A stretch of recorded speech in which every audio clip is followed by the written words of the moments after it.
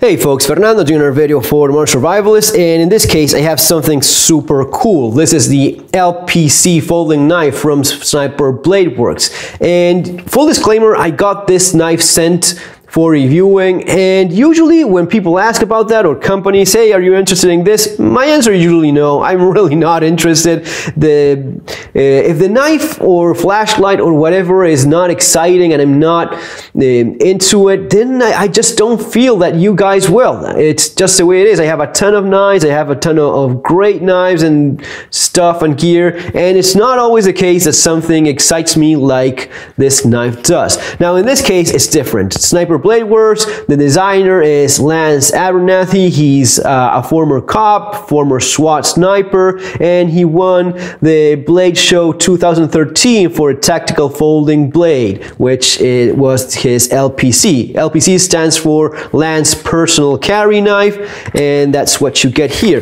So before anything else, also thank you for sending me this.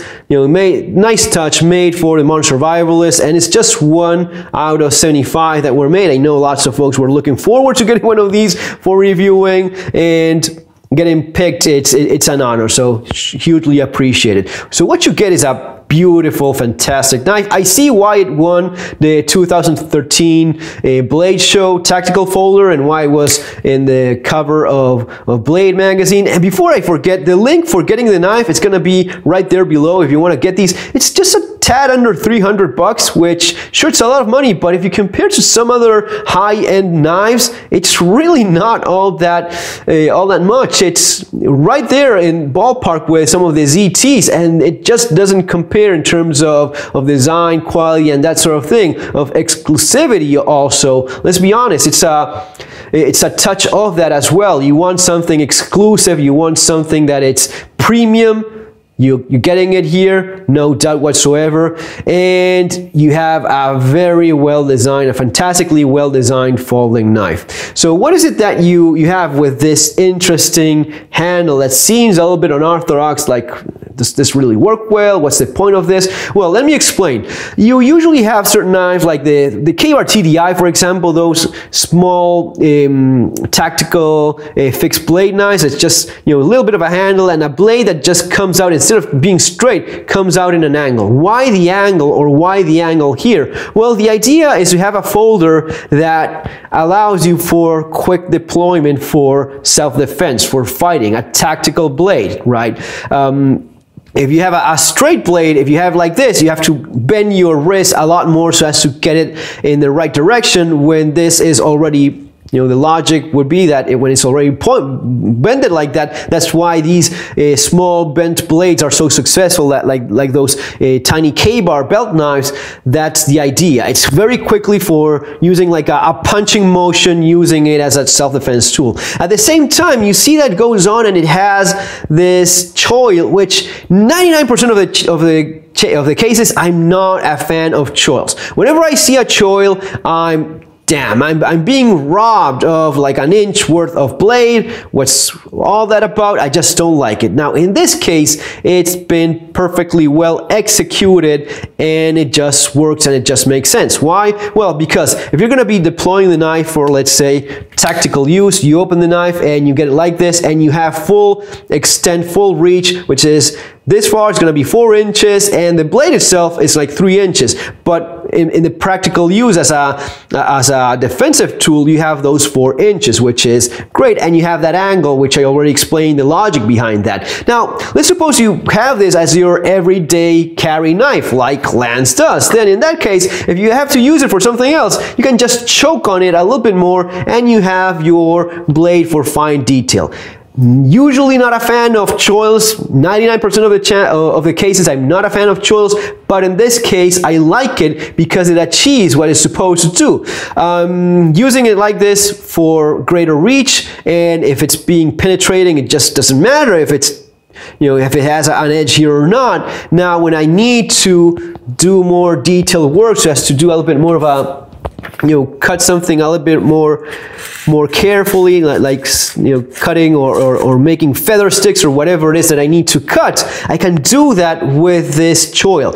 And it's also helped greatly because of how thick this blade is. This is 5 millimeters, not a 1/4 inch, but man, very close, very thick for, I mean, compared to a ZT, which are famously hard-used, tough knives, even it looks punny compared to the LPC. It's even thicker than the famously tough, hard ZT knives.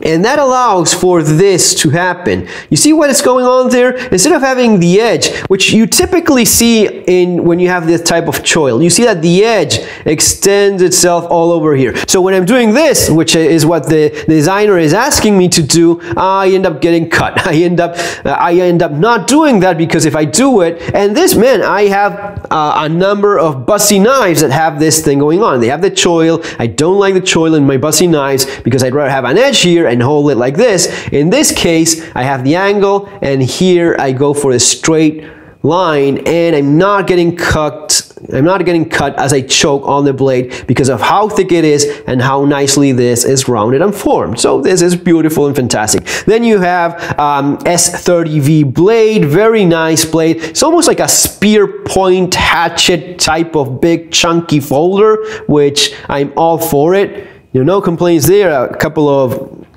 followers just to relieve a little bit of that weight. And you have titanium, very thick, solid titanium slabs, and a big old frame lock. It just snaps with a lot of authority when you open it, like so, like that. And yeah, man, just a premium tactical folder. That's basically what it is. Titanium over here. You see how it's been machined and polished. You don't have that sort of machining just hanging around there. That's the kind of thing you sometimes see in these premium high-end knives. Sometimes you see the machining and it's not polished. Here is stone wash kind of finish, which combines beautifully. I don't know if you agree with me or not with the actual blade. And then it has a steel insert that's going to be, and also a couple of things in terms of construction. How well aligned is it? It's just a little bit, tiny bit to the left. You can adjust it a little bit, but it's already very well centered, perfectly enough for my uses. And this is ball bearing on the inside. You don't have any washers, nothing. You have little ball bearings there that just flip open like nothing. No friction felt there. So you have the insert going half the way through, which is the way it's supposed to be. It's supposed to go all the way through right there. That's exactly where it should be, and that's where it is. Sometimes with these folders, it's just a little bit too little, and it just doesn't engage as well as it should. Here you have the entire insert engaging with the blade. You could have like this without the insert, and it would be perfectly fine, but the insert is a little bit of an extra touch of quality, and this you've seen it in different knives that at first didn't have inserts, and then they added the insert. The idea is that the insert will not wear the titanium as much, and besides that, something that some people may not know, when you just have titanium and it's making contact with the blade, it's more likely to get stuck with the titanium. Steel and titanium get stuck a lot easier. When it's steel to steel contact, it just disengages a lot better. So on one hand, it just engages like a freaking vault when you open it, and at the same time it is easy to disengage. So no matter what kind of hard use you're giving the knife, you're gonna be closing it very easily. Man, this is what you would expect from a premium tactical folder, and that's in fact what you get with this knife. Yeah, absolutely. I like it a lot. The shape just works for me. This just makes sense. So I see again why they won the award, why people like it and think so highly of it. You have G10 here, very nicely worked as well, nicely machined, all the right details. You have a lanyard in case that's what you're going for. The pocket clip is riding very deep, so it's a deep concealed pocket clip, also something that I like. So yeah, man, absolutely, it is a beauty of a knife. I just love it. Great job right there. So a couple of things, because in the email they were explaining that it's like always something constantly improving on whatever small details. A couple of things I noticed is I'm kind of missing like having a flipper here because of the size of this thing, because of this is 7 ounces, what is 7.5 ounces weight.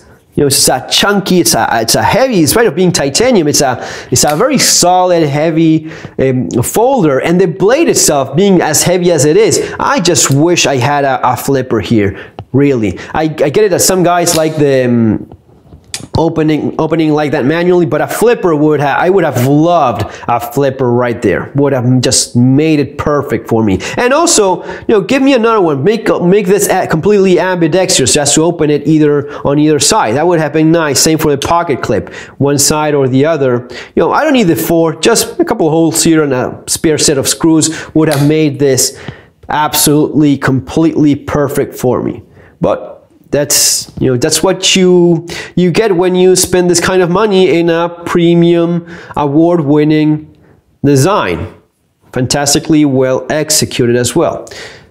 So yeah, guys, absolutely. If you are interested, if you like what you see, consider buying it from the link over there. You just have to follow I think it's on the Kickstarter link. You have to scroll down on the different options, and the option for the LPC is, I think that's $290 something, just under 300 bucks, which again, I think it's super reasonable for a premium high-end blade like this. You see that going for many other mass-produced and often with a lot less quality control knives, right? So yeah, guys, hope you liked it. Subscribe to the channel, share with people you think may be interested in this kind of content. Thumbs up, hit the notification bell button so as to not miss any other videos. And this week I'm going to be with Matt Bracken, likely again talking about current events. Man, just love how way this thing looks. See you in our next video. Thanks to the guys over at SniperWorks for their trust and for their consideration. See you in our next video. Have an awesome day.